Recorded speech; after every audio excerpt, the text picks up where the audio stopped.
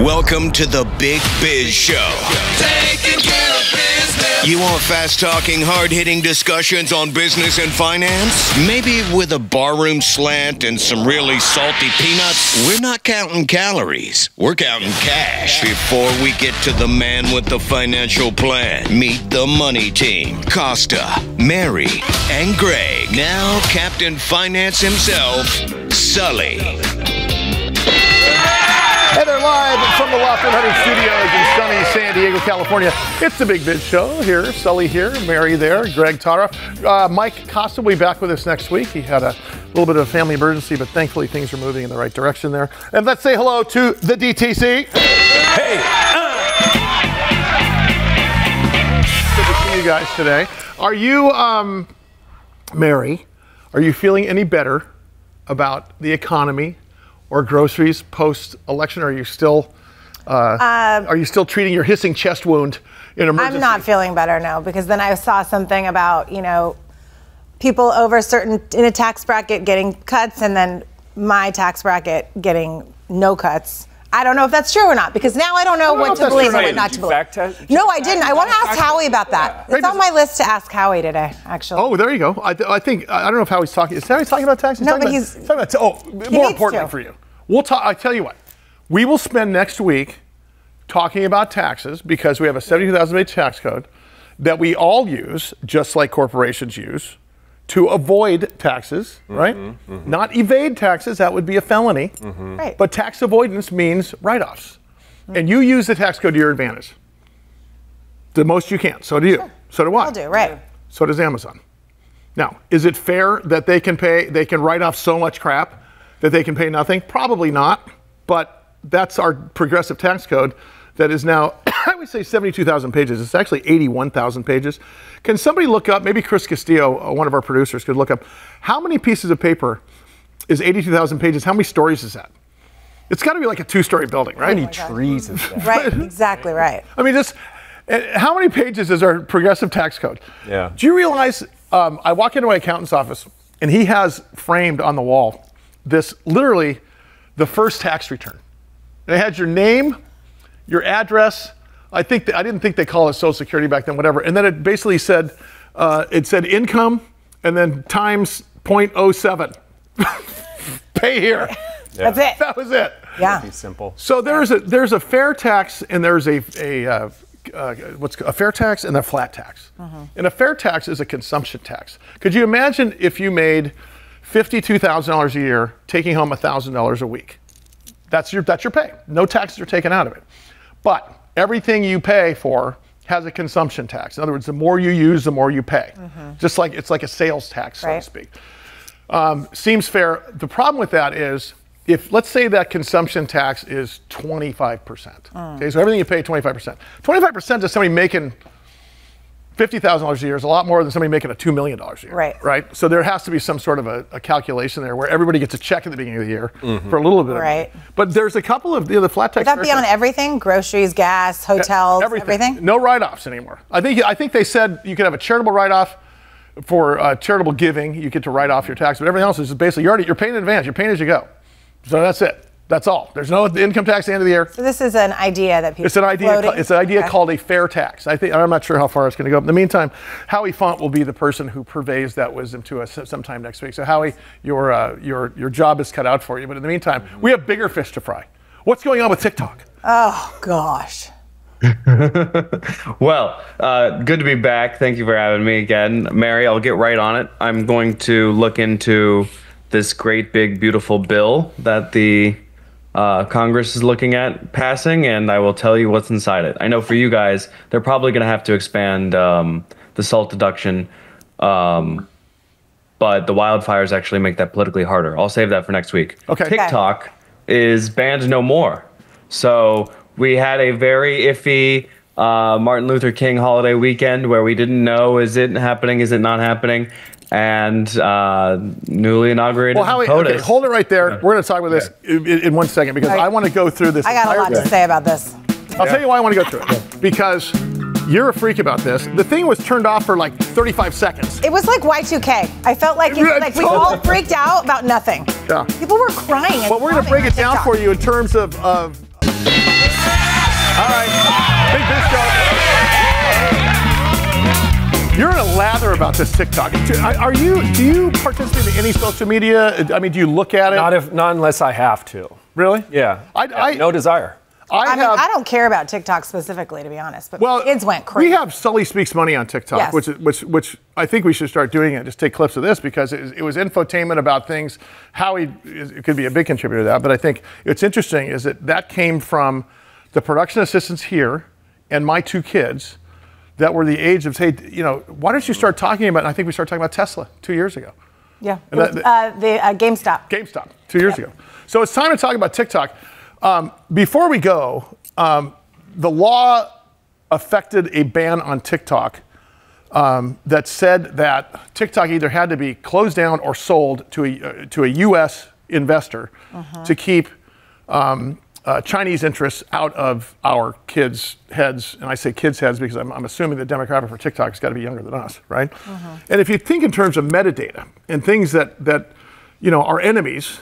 Let's think of enemies, North Korea, Iran, or Iraq, China, Russia, those types of things. I mean, you got to believe that China is probably feeding ideologies into feeds and reels or whatever they're called to kind of shape a 12-year-old into pretty soon, you know, over time, you start changing your mores and your values along the way. Do you think that's a problem? Part of me thinks that it's also just making our kids lazy and dumb. Which is part of their strategy. So what happened? Because our kids are just sucked into this platform.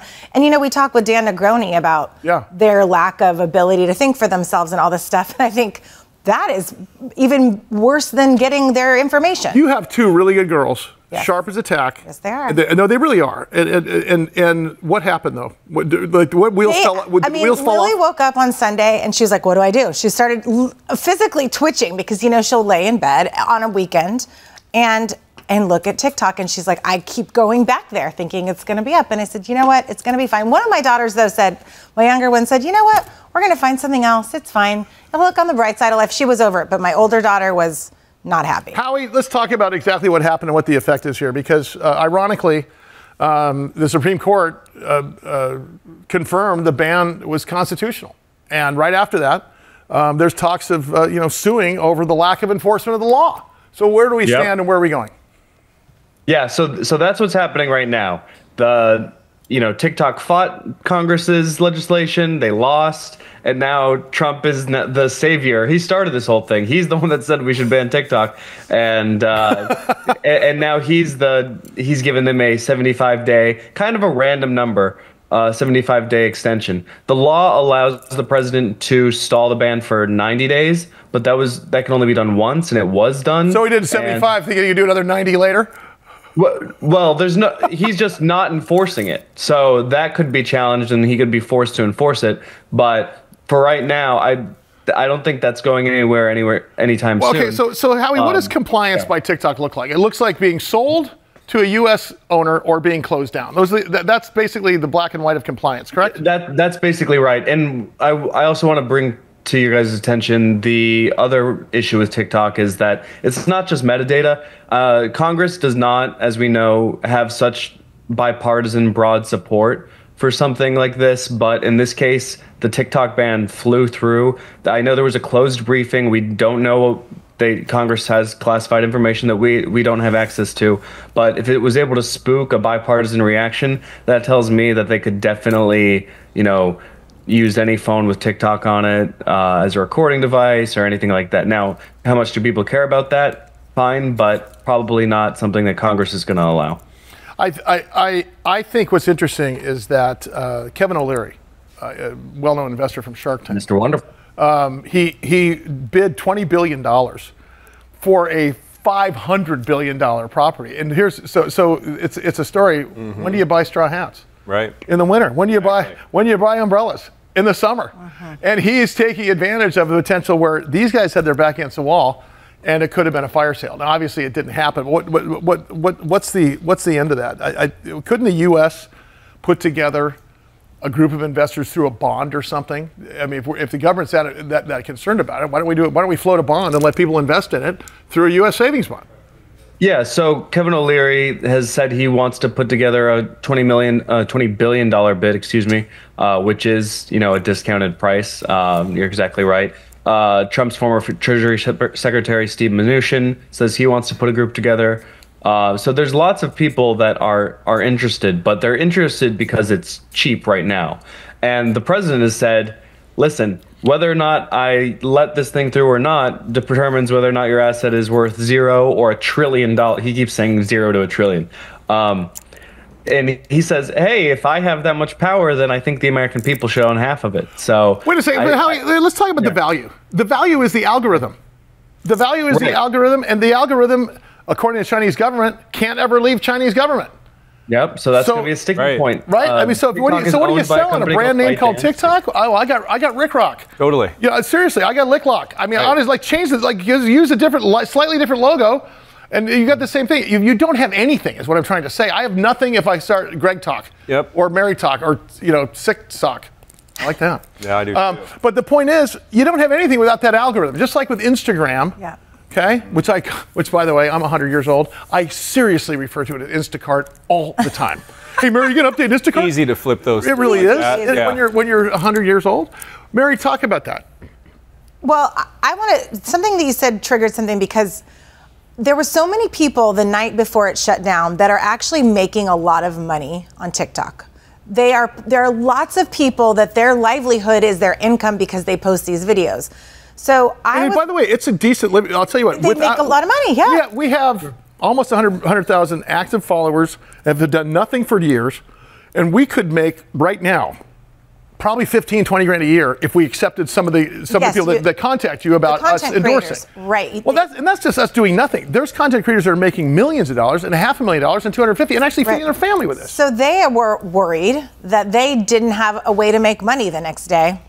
And I didn't know if that played into, there's all of a sudden all these people out of work. I mean, they can then go to your point, they can go to Reels, which a lot of them did on Instagram, but it's a different demographic. My kids don't like that. That's not where they are consuming information. So then why can't we just start anew? Too, but it's not as popular. It's not as popular. So is there a world in which we do create another platform and just call it Rick Rock? The thing that scares me is how much better off are we if the U.S. government floats a bond and owns part of it than having the Chinese government own part of it. I realize the U.S. government's not trying to destroy us, but the U.S. government clearly tries to control us sometimes. Right. So it needs to be a privately held company. For national interest, though. Yeah. Right? You can't this is the modern day Trojan horse. They're such givers, aren't they? Let's be honest. That's true. The modern day Trojan horse. So there was a reason that Trump had the reaction that he had initially about TikTok. Yeah. What I want to know is, why did he flip-flop?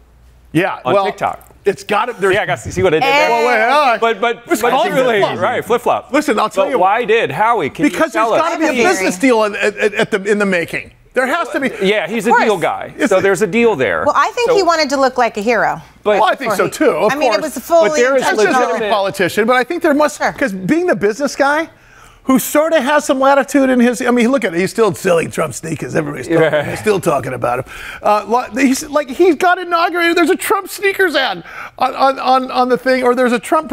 So he clearly has business interests still out there, even though he probably divests from part of them.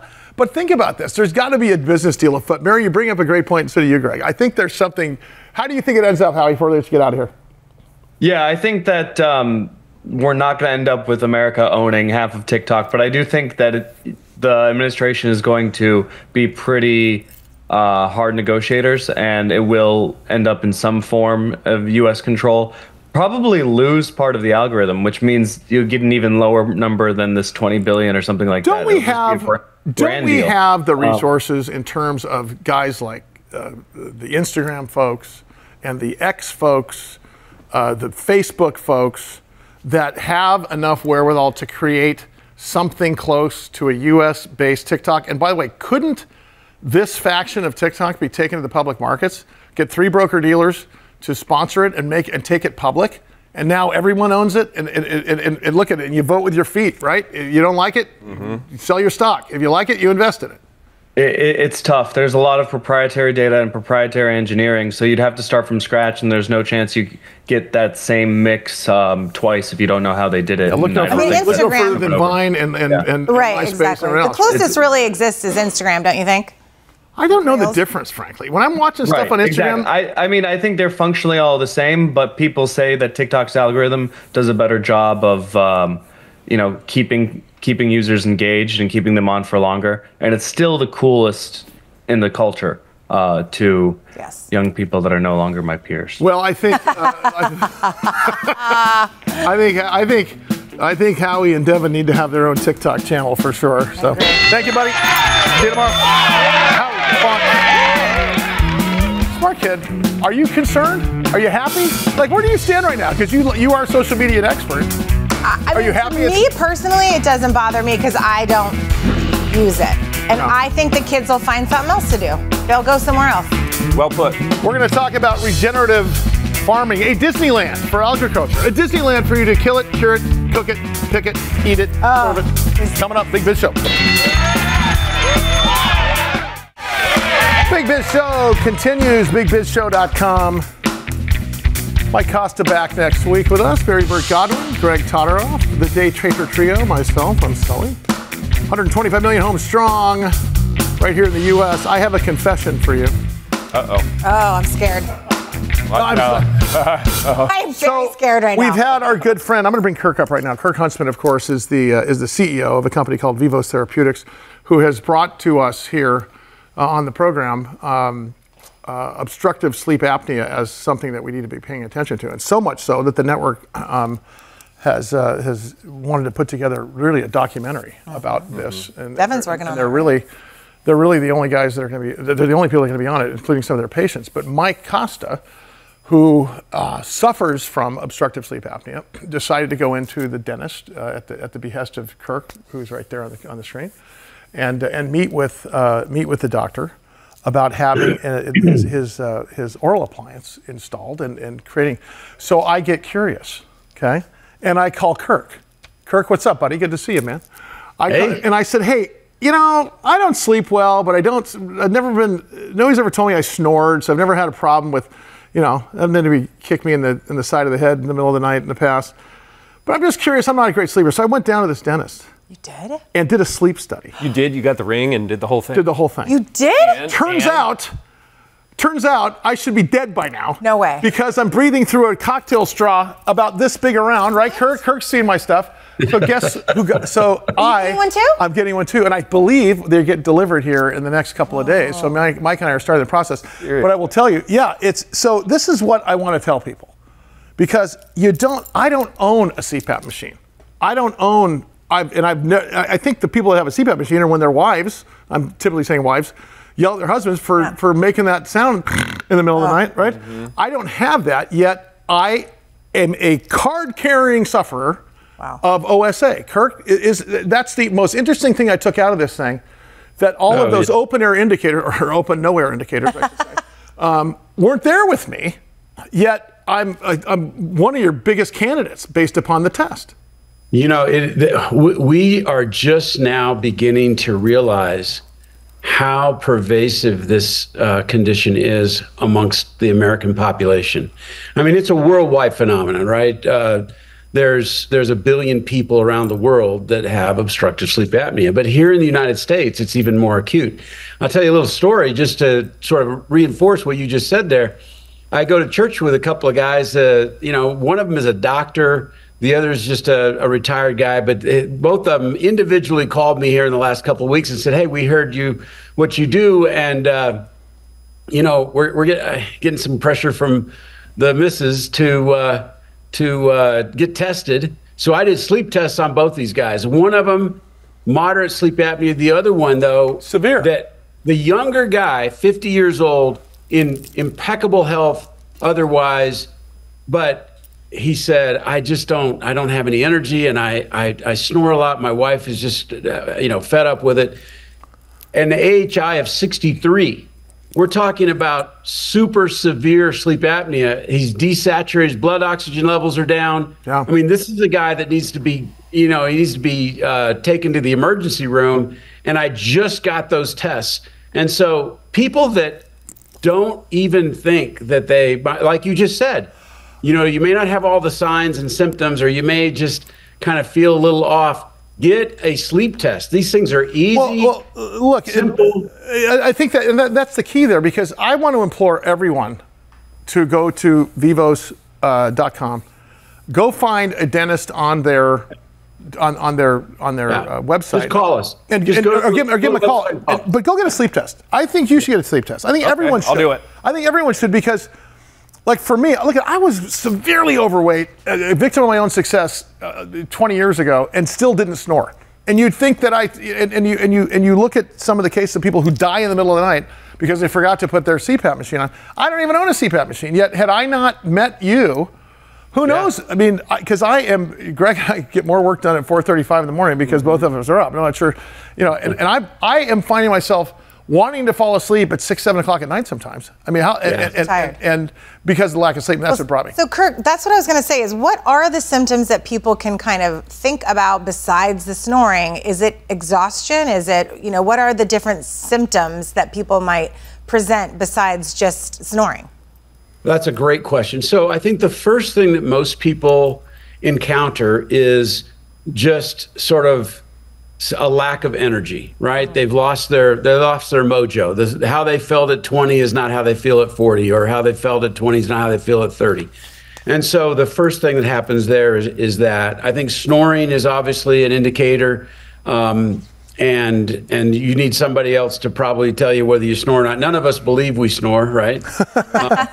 And so mouth breathing, if there's some mouth breathing that goes on, again, somebody needs to tell you that. But if you have high blood pressure, if you're dealing with diabetes, if you're dealing with any of the downstream symptoms, cardiovascular disease, any type of AFib, all those things, if you go to the doctor and the doctor tells you have some form of chronic disease, diabetes, hypertension, stroke, any of these kinds, you need to ask, do you think I might have sleep apnea?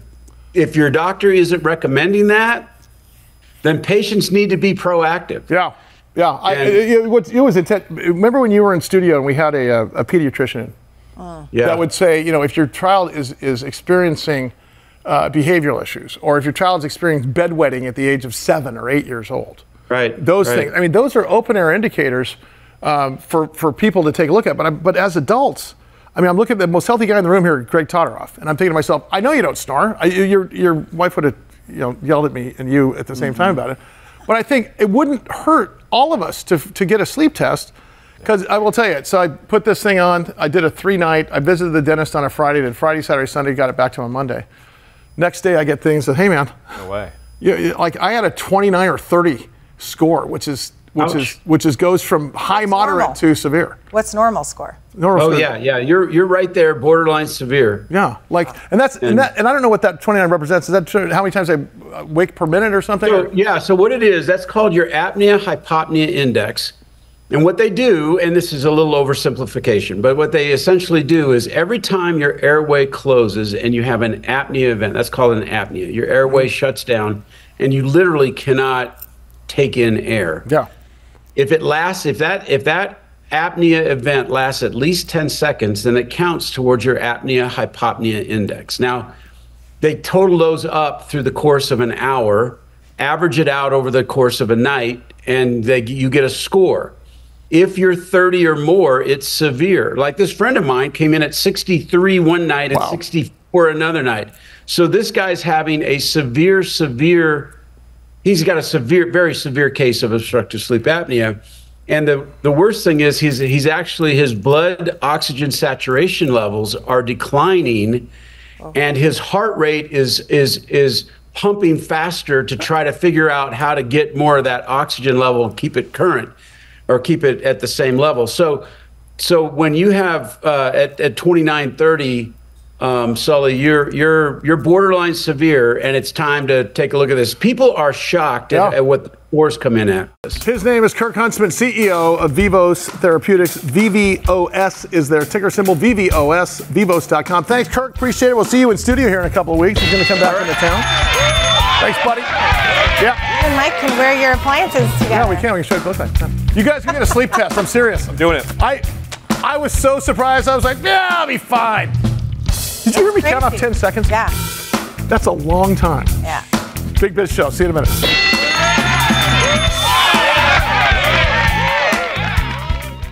And they're live from the Loft 100 studios in sunny San Diego, California. 125 million TV homes strong in the U.S. Let's not forget El Financiero Bloomberg in Mexico, an American Forces network in 175 countries and all the ships at sea. God bless our military men and women serving our country overseas underway. Big Biz Show is on the way. Great to see you today. Got Mary here. Got Greg here. I'm Sully. Greg, or what's his name? Mike. Costa? Mike. Yeah. Costa's back next week. And of course, we got the Day Trader Trio. Great to see you guys. Eduardo Garcia from the movie Charged, from the Magnolia Network television program, Big Sky Kitchen. Good friend of the program, chefaeduardo.com. He's got an unbelievable story about how he lost his left arm. And if you look at the movie Charged, you can watch that. And we've talked about it here on the program. But welcome to the program, man. You're in studio. You're live in San Diego, straight from the movie Yellowstone, or the TV Yellow. Is that offensive to Montanans? The program Yellowstone? I can't speak for all of Montanans, and I'm an equal opportunity. Speak for you. Yeah, it's not offensive to me. I don't watch TV though. So. But it's, in terms of Montanans become popular. Yeah. And I think part of that is because of the exposure on television and movies. It was a bit of a happy hour scenario. It had a show like the show Yellowstone that publicizes a certain dramatized element of that region, mixed with the COVID migration, everyone trying to go buy a piece of land, go homestead, go find a little piece of something.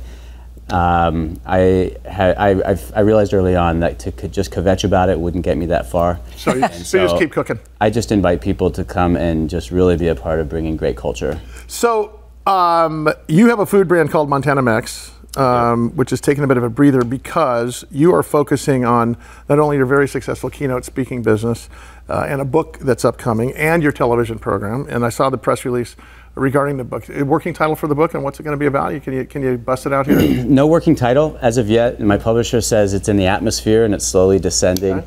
I worked on yachts for 10 years, so I traveled the world cooking for everybody, from grandkids to the billionaire owner, whoever it was. And for me, I realized that food is this great conduit. And so it is a story-rich recipe book. The recipes are there. It should lead you into the kitchen with success, but the story connects both myself and others, I think, to how we're built. So when I travel, first of all, I don't like to look like a tourist, because the first thing I do is I go talk to the locals to find out where they go. Right. I think that's, so let's even take Cabo San Lucas, which is part of Mexico here, and we broadcast, as you know, from San Diego, California. Cabo San Lucas is highly, highly commercialized now. It's like Las Vegas of Mexico. However, there is a farm-to-table restaurant that still exists. It's been there forever, down in San Jose del Cabo, where you have to park 400 yards away from the restaurant. You have to walk through and see where, as I always like to say about Eduardo, where they hunt it, kill it, cure it, clean it, serve it, whatever. Amazing. Yeah. And this is it's what you have termed as agritourism. Correct. And experiential agritourism is what your next project's going to be. What is it, and talk about how that works out. I live in Southwest Montana, and so like Sully, you had mentioned the show Yellowstone, and hey Eduardo, what do you think about it? Are you up in arms? And there were already millions of people coming to my neck of the woods to experience Mother Nature and the boundless outdoors. Now there's tens of millions of people, and so I just see it as an opportunity zone to invite folks into the education of what it is to eat in terroir. So if anyone likes a good glass of wine, I don't need to tell you what Napa Valley is. I don't need to tell you what the Bordeaux region is. And yet Montana has been an agricultural breadbasket since the turn of last century, and never exposed for the quality of the soil, the quality of the air. And so if you have millions of folks driving by, why not invite them to keep it simple, a burger and a milkshake, but it is going to be from the land. It's a Disneyland for people that want to know where their food comes from, or people that want to know how to cook it, or people that just like to eat, or people that just are curious about environmental agritourism, correct? Which is all class of people. If you're living and breathing, you're made of food. Right. And so you don't really need to go see a therapist. You can just come to the farm and scratch, sniff, understand, explore. This is all right up your alley. Well, I'm thinking of, when we talked earlier, you were talking about educating kids people about food, which I think is really important right now because, we're hearing all the time in the news of the processed foods that are being eaten. And we talk about clean eating, and I think I'm on the go all the time. I don't necessarily have time to think about that. I got to feed my kids quickly. Right. So, but what you're doing, educating people and empowering moms, kids, everyone to figure it out and learn more, right? And learn more and make the conscious capital-rich decision to start purchasing where we want the change to be. Yeah. You can listen. Right now, politics are a hot topic, so I don't need to go there. And yet, I want to use this moment in time to punctuate the absolute agency we each have, and everyone listening. Be the change. Well, so here, buy that change. So I want to say something here. But what is topical still, and probably more than ever, is anti-ageism. Okay, clean eating, clean living. Yes. Okay, there are more folks in the history of this country that have stopped drinking than started drinking in the last 18 months of our history. Now, what does that tell you? Whether it's because we're more concerned about disease, the incidence of high blood pressure or heart disease are higher than ever. But what you're basically doing is you're feeding into this. You guys want to hear about it? You want to know how it's done? I mean, I think there was a scene in a movie. I can't remember what it was, but some cop said to somebody, they pulled over and said, "Look, I know where you're from, and I'm going to give you a break here because I know you're from this area, and we know what it takes to put a steak on the table in this part of the country. So guess what? We're going to let you go. We need to know what it takes to put a radish on a salad. We need it, right?" 1,000%. And I would largely say that connecting the story to your next bite of food will be the most memorable experience you have in how you are alive today. Just capitalizing the experience of living by purchasing a meal, eating a meal. Or as you say, squeezing the lime, then smelling your fingers. Yeah, like when you eat a fish taco. Absolutely. Tearing basil off of, I just started doing that, to be honest, and it's my favorite. This reaction is what I'm talking about. I just started buying the fresh basil and doing it with my kids, and I'm thinking I only have 2 more years with them in the house, and we're starting to have these dinners at home, and to have those moments, and then I love it. But I need to learn a lot more. For me and Greg, it's about this. For me and Greg, it's about. It's that sound. It's that more sound. kettlebell? What is that? Yeah. those are ice cubes clinking into a tequila glass. Got it, but I like that too. And I'll just say though, tequila, listen, let's go for the spirits. Yes. And yet, if you're going to go for the spirits, plug the spirit back in. Like, be soulful, be conscious, and be reciprocal in the process. So you can't squeeze soil forever. Yep. You you have to feed it. But guess what? As you said off the air with me today, that regardless of what happens politically, what happens in the world, we're still going to be left with the soil. 1,000%. And we got to eat, and you got to eat. We will go back into it. Yeah. And so make the bed you want to sleep in. Wow. Let's talk about, go back to the cookbook. Give us an idea of what that new cookbook's going to be. It will start without mention of seasoning and flavor and method. It will have more to do in the beginning points of every recipe with what the birds were doing that day. If you're a surfer, put it in context, we're in San Diego, you know, when you start seeing that southern swell come in, you know what season it is. When you start seeing the winds shift offshore, you know what season it is. Same for me. I'll hear the American robin show up and I know it's spring. I'll hear or see a different bud pop out of the ground and I know what time of year it is. It's that type of relationship makes my experience with food richer, well beyond flavor. And that's what the book will do. And I think that brings us to your multiple Emmy, we had 5 or 6 Emmy nominations for Big Sky Kitchen, where you basically hosted a live cooking workshop series. Talk about that show if people haven't seen it. It's on the Magnolia Network. I don't have a problem talking about it on our network because it's a great show. And I'm so proud of that. I mean, you've got this Hungry Life series. Talk about that whole. Big Sky Kitchen is my cooking show, 2 seasons on the Magnolia Network, 14 episodes. I started inviting folks into a non-scripted 2-hour cook-along where you join me. We have 8 cameras, it's full production, and yet I'll ship a cooking kit and recipes to you in your home so you can cook with me. Is it cook along? It's a cook along. Really? Absolutely. And the most fun. It's super fun. And the most engaging part is you can invite your kids, and your kids can invite their buddies. You could have 30 people in your house all tapping in, tuning in, and that chat bar, we almost have to tone it down because I still want to teach. And yet that chat bar is so full of engagement from people from around the world. We got live comments coming in. Oh yeah. Oh, no kidding. There's someone. There is a 9-person team that is coloring on the fly. They are audio mixing on the fly. Wow. There's 9 different cameras, and so if I say, hey, I want to see. Hold on, let's chill the chat bar for a second. I want everyone to notice there's no more water coming out of my French fry, and that's why it's a slower pot. Let's look at this. And so I'll have a live camera come in. We'll look at it, and then Mary from San Diego will pop in and say, but wait a minute. Mine's doing this or this, so then we'll get into that. Oh, wow. And so it is a very organic, interactive. That's super cool. And investable. Yeah. I mean, I'm going to hear you, and you're going to have a voice. Mm-hmm. And I think if there's anything that we're missing in today's media landscape, it's representation. And so having a little more equity distributed into a live set, some could say it's risky, dicey.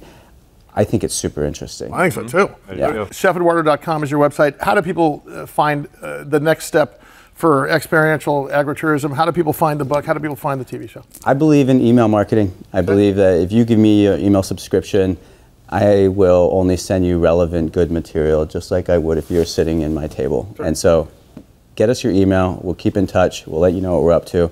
And then on Instagram, Chef Eduardo Garcia, say hi. Buddy, so great to see you. You too, Sully. Thank you. Welcome to town once again. Thank you. Eduardo Garcia. Check out his movie Charged. It tells his entire story on how we got to here, and of course, check out Big Sky Kitchen, and of course, ChefEduardo.com. More Big Biz Show coming up. Stand by.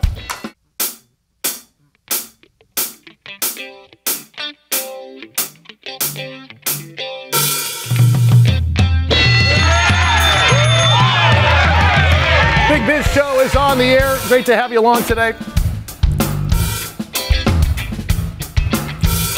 We're going to talk about Alzheimer's disease here in just a second. Specifically, agitation in Alzheimer's disease. We've had Ram Mukunda on the air with us before. Ram Mukunda, we're starting to cover his company here. He's the founder, chairman, CEO of a company called IGC Pharma. And their ticker symbol is IGC. That's IGC. And they've got a very novel approach to Alzheimer's disease, specifically as it has to do with agitation in Alzheimer's disease. And just saw the press release that came out last week talking about participation in fireside chat with Ascendiant Capital Markets. I'm lucky enough to have Ram on the air with us today. Once again, I give you Ram Makunda, the founder, chairman, CEO of a company called IGC Pharma. Ram, let's talk about the problem top down real quick for us, because the agitation part is really interesting, and then how you guys are treating it, which is different from anyone else, is actually more interesting. Talk about that. Welcome to the program. Hey, Sully, thank you for having me back. Hi, everyone. I hope everyone's doing great. Great to see you. Thank you. That's an interesting question that you're asking. What is agitation in Alzheimer's? So agitation, is not something that's sporadic or just happens and it doesn't happen after 5 minutes. That's not what agitation in Alzheimer's is. It's a set of symptoms like physical aggression, verbal aggression, pacing, where a patient just paces back and forth. Things like motor movement, opening and closing a drawer. So these are all symptoms that contribute to a syndrome called agitation in Alzheimer's, and it's caused by neuroinflammation in the brain. Rob, let me interrupt you. Does every Alzheimer patient suffer from this portion? So about 76% of the Alzheimer's patients suffer from this, and it makes it very, very difficult to take care of the patient. If you're physically aggressive, verbally aggressive, the caretaker has a hard time managing the patient, and so has to put the patient in a nursing home. So it is one of the leading causes of actually separating families. Interesting. And the current, go ahead, you were going to ask me. Well, no, it's just it's interesting because you think in terms of, and I think as our parents get older, you start seeing signs of either dementia or they're repeating themselves, and that doesn't happen to everybody, but the population's there, and the more incidents of agitation I hear about, the more frustrated I hear families talk about, because there is no currently there's no treatment that's actually effective. And you guys are moving towards a treatment that is THC based, which is interesting. So let's talk about that for a minute. So in 2014, we acquired the rights to a lot of research that was done at the University of South Florida. And what they found was on cell lines of Alzheimer's, very, very low doses of THC, along with other molecules, reduces beta amyloid buildup, which is one of the hallmarks of Alzheimer's. Plaque, and the other hallmark of Alzheimer's is tangles. So it actually reduces both of those. We got the rights to that research, and we created a formulation which is essentially a liquid formulation, which can be taken, which is taken in the morning and then in the evening. It's like 1 milliliter. You can put it in your orange juice. Very easy to give a patient that has Alzheimer's. So that is the medication. It's THC based, and what's interesting is that our THC comes from hemp. The 2018 Farm Bill in the US legalized hemp, and hemp is essentially 0.3% THC or less. And our medication has a very, very low dose. It's lower than 0.3%. So it's legal in the US. We grow hemp, and we're able to extract the THC, make our medication, everything within the federally legal framework in the US. So you're not getting granny high. Wow. We're not getting granny high. You're absolutely right. Not to mention, though, they're also farm to table. So they're not, right? So they're not going out and having to find it. They're actually producing it themselves. Yes. Right. But getting granny high is an interesting question, because look, if you give THC or if you give marijuana to an elderly person, the risk of falls is very high. Sure. Yeah. Right. Risk of, and at an older age, if you're 80, if you fall and break a hip, it decreases your life. Well, I always tell my parents the worst place for them is in the hospital. You think it'd be the safest place, but you're absolutely right. I just went through this with my mom, so yeah, it's not. Ram, talk about how that therapy works, because if you think in terms of your top line drug, which is AD1, right? IGC AD1-1. Correct. Yes. Physically, how does it work in the body? So what it does is it has two active pharmaceutical ingredients. It reduces neuroinflammation, which is inflammation in the brain, and it also reduces. Essentially, that's the key mechanism, is neuroinflammation. There's a couple of other things it does. It also harmonizes the different neurotransmitters that are in the brain. It rebalances neurotransmitters, but that's the main mechanism. It's neuroinflammation, and what the medication does is it goes after neuroinflammation. It reduces that, which is one of the indicators or one of the causes of agitation in Alzheimer's. I think the piece of this that is most interesting and gives us the most encouragement is the use of AI in this whole process. Talk about how that works. And is that in terms of velocity of research? Is that in terms of how you change the way the medication is administered? How is AI helping you?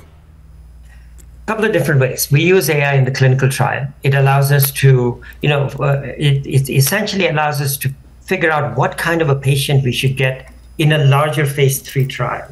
So we are able to analyze data. We're able to look at how the different patients respond to the medication, what kind of adverse events they might get. And so AI helps us in many different ways in the clinical trial itself.